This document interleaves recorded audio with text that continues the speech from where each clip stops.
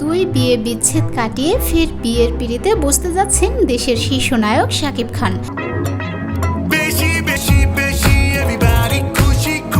সব ঠিক থাকলে সেই বিয়ে নাকি হতে চলেছে চলতি বছরের শেষের দিকে।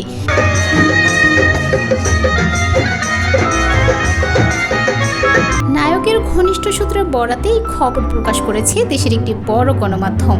প্রতিবেদনে দাবি করা হয়েছে, নায়কের পরিবার চাচ্ছে অতীত ভুলে সংসারী হয়ে উঠুক শাকিব।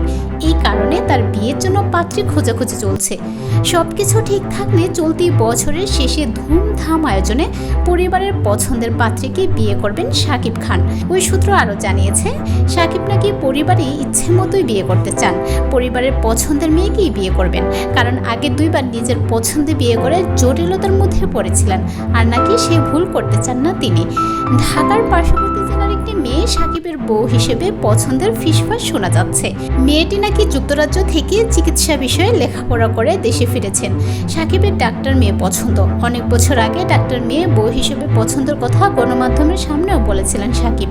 এনটিভি অনলাইনকে শাকিবের এক ঘনিষ্ঠ সূত্র জানিয়েছে, সেই পাত্রীর নাম সাদিয়া শুরু। এখন সবকিছু চূড়ান্ত না, সে কারণে পুরো নাম জানাতে চায় না সূত্রটি।